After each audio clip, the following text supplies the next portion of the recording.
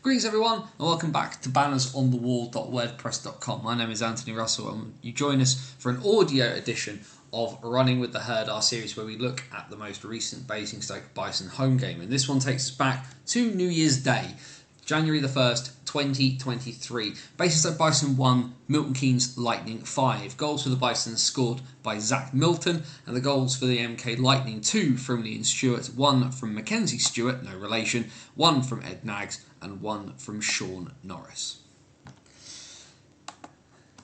The more I've sat back and thought about this game since it happened, the more I just keep coming to the same conclusion.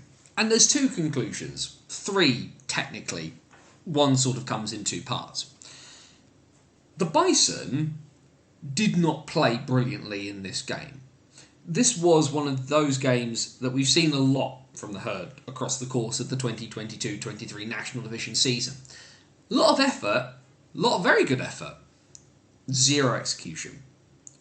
Zach Milton's goal was well taken. Gail Abuele with the set-up feed, Milton with the shot, and Jordan Headley gets a piece of it, but not enough, and it kind of trickles over the line. And actually, you know what? The Bison deserved the goal when it came. MK were 2-0 up at that point, and actually, if anything, they sort of scored against the run of play. Certainly, Liam Stewart's initial goal felt like it come against the run of play. A period where the Bison had done most of the legwork at that point in the game. MK had just managed to take some of their chances, and then the Bison got one back, and at 2-1 at the end of the first period, it felt like that was the correct scoreline. And then the Bison did a Bison this season and just put tons and tons of effort in and just got no bounces, no luck, and no reward for any of their efforts. If you look at the game sheet, which is somewhere buried in the IHA website on the Spordles test page, you'll see that Ed Naggs scores with just over 5 minutes gone in the second period on the power play. What it doesn't tell you is just before that, the Bison had a gilt-edged short-handed chance where Hallam Wilson has somehow pulled a spinorama out of his back pocket that I don't even think he was 100% aware he was able to do. And his chance was saved, and then George Norcliffe's chance was saved as well. And Jordan Headley is a very, very good netminder at this level, but he had no idea how he stopped either of that.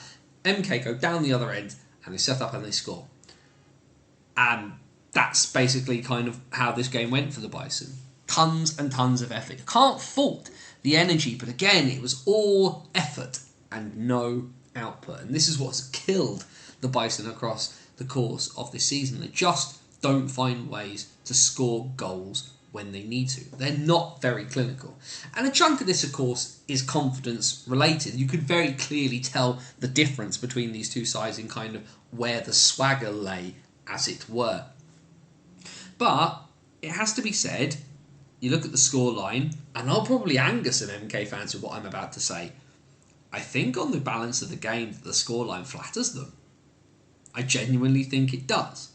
Now, don't get me wrong, and we'll say this now before we go any further into this. Liam Stewart's second goal was beautiful. Stewart's 30th of the campaign, I believe he's at 30 plus 15 or 16, I say, without having the stats immediately in front of me.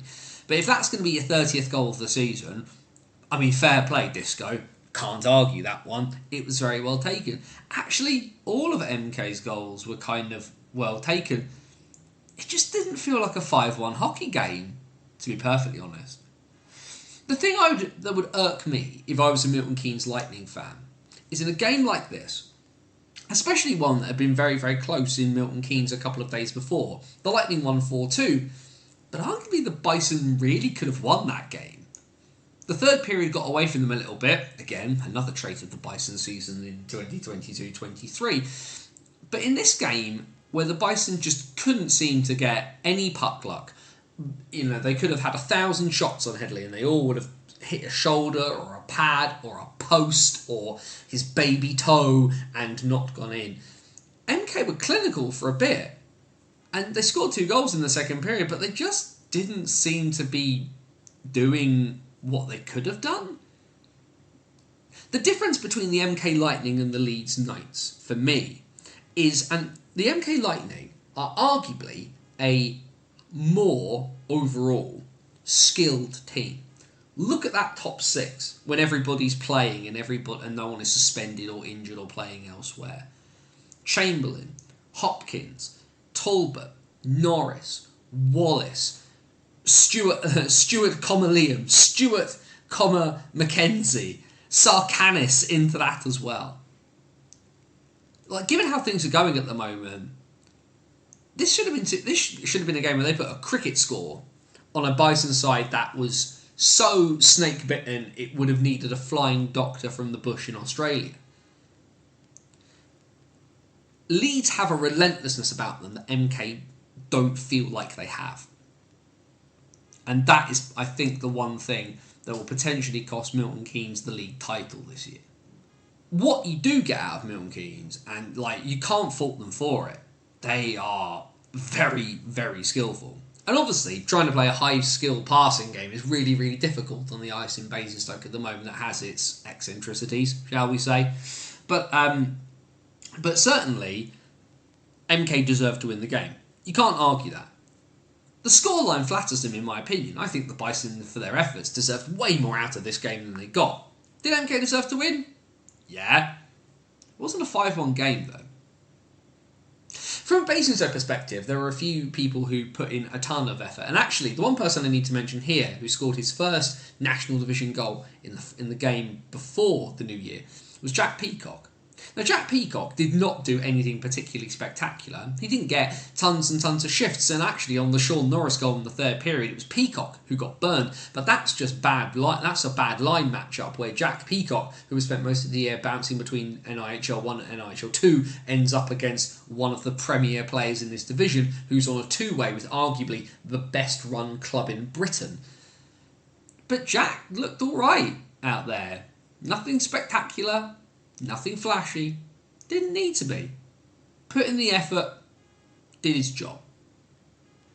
Same thing with Ollie Hemmingsmayer, who's vastly and very quickly becoming the favourite player for Bison fans this season, in a season that's been mixed, to say the least. But it just didn't happen.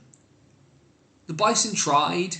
Defensively, they looked a bit flat at times. Flat-footed is probably the better way to put this, and we'll obviously see what happens given the signing of Neil Lydiard, which we'll talk about on this site in the next couple of days. But sometimes you put the effort in and you just don't win, and that was kind of one of these games. The frustration for the Herd comes from the fact they just need to score goals. And heading into Saturday's game against the Bees, a team that don't defend well, but definitely can score, Dominic Gabai will be back. Josh Martin can score goals. Brendan Walcombe can score goals. Even Alan Lack and JJ Pitchley find ways to score goals. The Bison go into Saturday needing to put pucks in the net. They need to be more direct. They need to be more clinical. They kind of have to do what MK did here. You don't always have to play brilliantly every single second of every game, but you have to take your chances. And that's what needs to be done. Marcel Balach should be back for that game. Brendan Baird should be back for that game. The debut of Neil Lydiard will have something akin to a full-strength Bison roster. What remains to be seen is what they will actually do with it. For MK, like I said, I've chucked a grenade in their general direction in this and said that I think Leeds will win the title ahead of them for one reason, but MK is still there. They're still there or thereabouts, and they deserve to be there. They're a good hockey team. I think there is very clearly a better team in the league than them at the moment, but they have a lot of good traits about them. If anything, the Peterborough matchup for the playoffs plays into MK's hands, certainly in terms of making the final, because if there's a way for MK to get a lead at any stage from the first leg, it brings a second leg where Peterborough need to come out of their shell, and Peterborough are not as good when you force them out of their shell. The Bison have no cup semi-finals to worry about. What they need to worry about is getting that 8th spot away from the Bristol Pitbulls. Now, the Pitbulls we've talked about on this site before have their deficiencies, but the Pitbulls also score. The Bison need to find a way to score.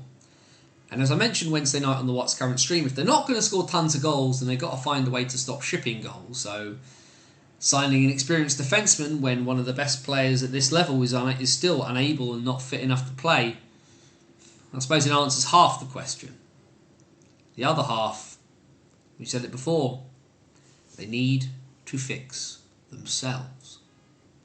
Bannersonthewall.wordpress.com, your number one source for everything related to the Bison.